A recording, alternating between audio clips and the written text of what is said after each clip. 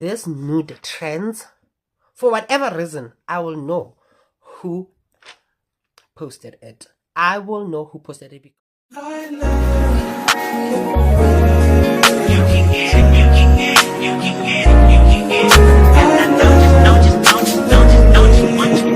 Every second, every minute, man, I swear that she can get it. Saying, you a bad bitch, put your hands up high. Hands up high, hands up high. Guys, welcome back to my channel. This is the one and only, the Fat Barbie. So in today's video, I'll be talking about dating while being gay in your 20s. Guys, what I'll tell you is that what I'm facing right now is a completely different expectation I had from when I was like 17, like 16, like thinking about Joel and all that. Like, in my mind at that time, I thought at this age, I'd be married, in a serious relationship, maybe expecting kids, you know? But did I not fool myself? Because boys were like, where? Who? With who? Never. Never ever will you ever see that in this earth that we are living on of the Father Christ. So being highly feminine and navigating dating in this very colorful community of us, the LGBTIQ plus, it's very hard. It's very hard and it's very tricky because I mostly attract straight men who are in the closet, bisexual men, and this new phenomenon of men who have this fetish for trans women. Like, it's like now I'm no longer competing with only like my other gay counterparts who are feminine. Now I'm even competing with the women. I'm competing with trans women, because that's the type of guys that I am attracting on a daily basis. Like, it's hard for me to even attract like a guy who is like fully gay. Most of the time I attract guys who are bisexual or who have how may I put it, who wanna explore, and that is annoying. And I can see it very fast because, one, it's either they mistaken me for a girl, and once they find out I'm not a girl, it excites them because now they realize that I'm a boy but I look like a woman. So it's like eating your cake, having your cake and eating it, because one, you can tap into those dark desires you have of trying out men or trying out anal sex, but not having that thing of that you are having sex with a man. I don't know if you get my point. I don't know if you get what I'm trying to say. But essentially, that's my experience. Like, for the past, I would say, 7 years. Because I started being busy with guys from the age of 17. Yeah, 17 until now. So I think it's roughly 7 years or 8 years. Since then, that has been my experience. Having to learn along the way how to separate the two. How to separate a man who is after me purely because of lust, trying to experience something new, trying to tap into their dark desires, or just having a fetish. It's been a thing that I had to go through to just sift out, to see who is there, who is actually in it just because they're attracted to me as a person, not me as my sexuality and how I look. So as I've said in the beginning of the video, that In all the guys I've dated, I only have one ex. Like, I've only have one guy who I can say I was in a serious relationship with for almost a year. And in that relationship, I feel like I have learned a lot. I think because of that relationship, I know myself properly now. I know what I stand for, what I can what's that word?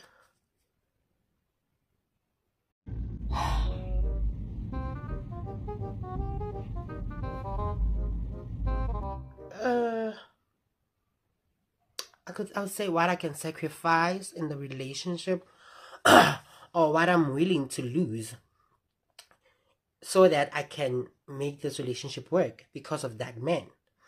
That guy really came into my life, loved me, made me feel like I was the only person in this world for him. Like, guys, I don't know if you understand. Like, when you meet someone and that person makes you the center of their life. That man gave me so much security. That man gave me so much peace. It was the first time meeting someone that I would have it behind my mind because overthinker. Oh, one thing about me, I'm an overthinker. I will overthink most slightest. When I say slightest, I mean the most slightest thing. And he would prove me wrong because he would give me access to his phone and all that shit. So I was always secure. I always knew that I was the only one busy with him. You know, we were not sharing him. We were not 4 or 5 in this relationship. It was only me and him. And he would tell me or show me when other people are approaching him. Because I feel like me dating him, it was like me promoting him into this lifestyle. Because one thing you have to know about the LGBTIQ plus community, most especially that G part, we gays, if we find that you are dating someone and that person is loving you, we will go for the hunt. We will throw ourselves at him.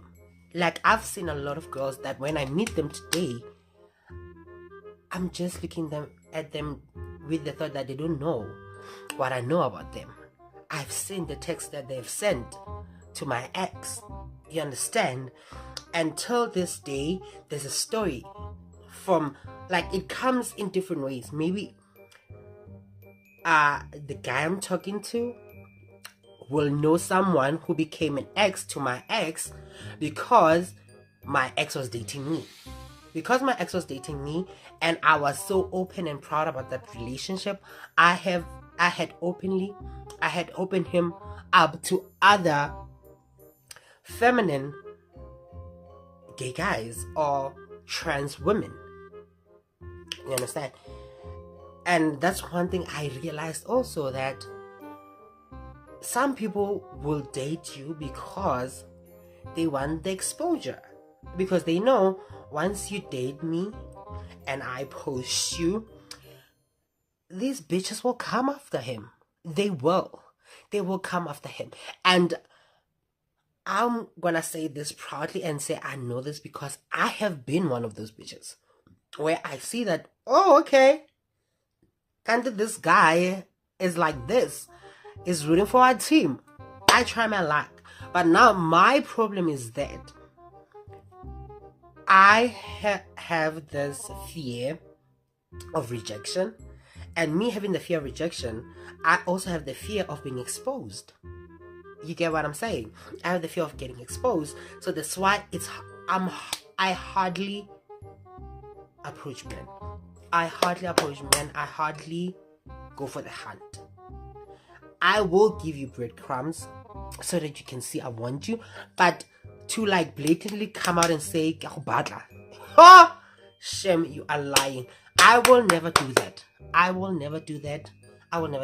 Because I think I have so much trauma of seeing other gay guys being exposed on social media that I don't want that to come to me. I really don't want that to come to me. That's why even with every guy I chat with now, or in the past, or in the future, I always make sure I have backup receipts.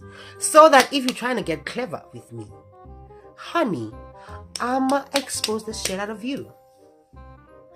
I'ma show people what kind of person you are. You understand? So that's why, like, it's been that thing that has been in my mind to make sure that I will not allow someone to catch me off guard. So if I chat with you, whatever we are doing, just know that I am calculating everything. And I'm expecting every outcome that will have to include me being embarrassed or exposed or anything of that sort. So, and just know, even when I share nudes with people, guys, I share specific nudes with specific people.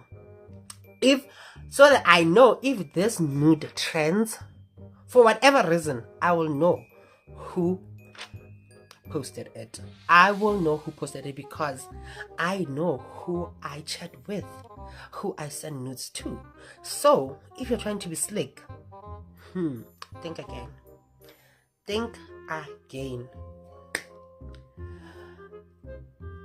And in my past relationship, after I ended things with my ex, there was this other guy I dated who taught me one of the hardest, this was one of the hardest lessons I had to learn. Guys, if you haven't been love bombed, like, how so gilly we in life? How so go we? Because this man love bombed me so much that when he turned around and hurt me, yeah, Ricky, because bashimane batlonga fisha and exam kwateje. My life, I felt like dying. I remember I cried the whole night. Like, I cried when things ended with my ex, but never did I cry like I cried this time. Like, I grew more than crying with that man. I grew more. What I was saying, I've got God. Okay, I will regulate the because I was just like, why would this guy do this to me? That's why I realized that you men are cruel. But Shimani Kirinja, even though Kim Shimani, but then I can't let technology, so I'm exempted from that. But Bashimani Kirinja, guys. Oh! Bashimani will do everything that will benefit them. Believe you me. And this comes from someone who is a boy, who is a guy. So believe me, they will do everything that favors them or that's in their best interest. Nothing that has to do with you. They don't care if you get hit in the process. Guys, this guy made me... One good lesson I got from this experience is that I realized if a man wants to give you their time, they will give you their time. So girls out there, gays out there, if a man tells you, if a man is too busy to respond to your texts, if this man is too busy to send you a good morning text, send you a how's your day text, send you a have you eaten text, send you a good night text, just know this man is not for you. You are not the priority. There is someone who is a priority. Because guys, this guy would intentionally text me in the morning. When I wake up, I receive a text from him. And it was not even a text. It was a call. He would video call me in the morning. Video call me when I get to work around tea time, which is around 8. He would video call me. And then he would video call me again at 12 o'clock when it's lunch. And then again, he will video call me at 2:30 when I leave work, because he knew that I knock off at 2:30. So he will make sure that he calls me and we'll talk all the way until I get home. And then he'll video call me when he gets off from work. And then video call me at night to say good night. Just imagine how much this person was in my life. Like, I'd wake up to him, and he'll be the first person I speak to in the morning. He'll be the last person I speak to at night. And that's where I realized that if a man wants to give you their time, they will. They will. So, like, put yourself first. Put yourself first. Every chance you get, put yourself first, because these men ain't shit. I said it. Put yourself first. Put yourself first, and always know that you're the prize. You are the prize. And do not, guys, I beg you, do not take the red flags lightly. One, if you go on his social media, because I'm one person, if I talk to you on social media, just know that I've checked your Instagram, I've checked your Facebook, I've checked your Twitter account, I've checked your TikTok account. What else can we check? Yeah, I will check you everywhere. I will want to see who is this person that I'm checking to. And if I find that your account doesn't have anything, it doesn't have any pictures, doesn't have any posts, there's no life in your accounts, just know that I will not waste my time by creating a bond with you. I will never do that, because it means that there's something you're hiding. And then the second red flag is that if you go to his account, you find that there are a lot of signs of him being straight. Girl, tread lightly. Most definitely, in most cases, you are just a fetish that he's trying to get over or trying to explore. Most definitely, in most cases, that's the case. And then the third one is that if this guy, from the onset, or if not from the onset, while you are chatting with him, maybe the first month or the second month, there's always an unwarranted or unexpected sexual conversation that will come up out of the blue, just know he's just there for the sex. He is just there for the sex. He doesn't care about knowing you. He doesn't care about anything else. He just want to fuck. So be very conscious of that. If out of the blue, dick pic, out of the blue, I will fuck you, what, just know that he's there for the sex, guys. He doesn't care about you, unless you wanna snag that person. Because there are guys who, like, seriously guys, there are guys who, when you're looking at them, you just don't see a relationship or anything like that. You just want to snag this person. Because story time. I remember in high school there was this guy I had a huge crush on, and everyone who watched this video, who used to go to high school with me, who was close to me like that, knows who I'm talking about. This guy was tall, light-skinned, which is unhighly the kind of people I go for. I don't go for light-skinned guys, but he was light-skinned. He had a deep voice, like very deep, like very, like Baba, like deep voice, and he was so sexy.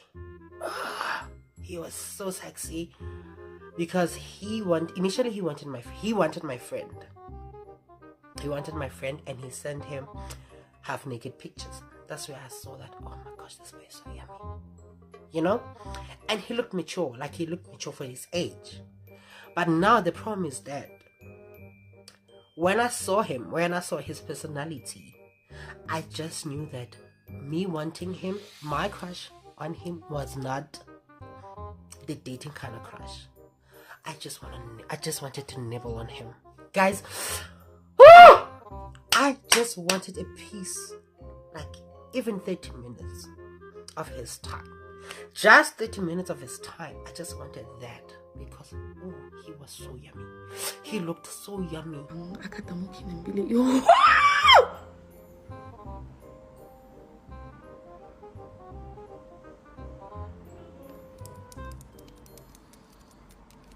Monaganela mano. Na mishimana ka sen duty and 10 past 4 ndlu ya wana ngas duty ke mishimana so mishimana ka sen fish so I fuck man I khonele king kiloma lo nje ke di filang mishimane I'm finished so. And he had those lips where you feel like okay guys, I'm getting myself hot and bothered. Let's move from that. And yeah guys, that's it. The video, my 2 cents of how dating in my early 20s and in my late teens was so traumatic, very crazy, with lots of learning that I had to do, and a lot of lessons that I got from each and every guy that I've been with each and every experience that I've had with them. I've learned a valuable lesson from all of them. And that's why I feel like now, I'm in a position where the streets don't have anything for me, guys. Like, the streets don't have anything for me. Like, even like hooking up for me now is a bit crazy. It's like, I don't see the use of hooking up now. Because, guys, I feel like there's nothing new I can experience from sex. I think I've done everything that has to be done when it comes to sex. I'm at a point where I know what I like, what I don't like. I know what I want, what I don't want when it comes to sex. So I feel like hooking up for me, there has to be a reason. There has to be something I feel like I want to explore. I think maybe the only thing that's left for me is to explore a white guy. I haven't been with a white guy. I think that's the only thing. That's the only thing I need, and then I'm gonna close off. You know, just. But the streets don't have anything for me anymore. The streets don't have anything for me, and I feel like, how am I saying this? I lose interest very fast from guys who are approaching me now lately. I lose interest very fast, and it annoys me. Like, I'll be happy, I'll be excited like for like 10 minutes, or for like a day or 2 or a week.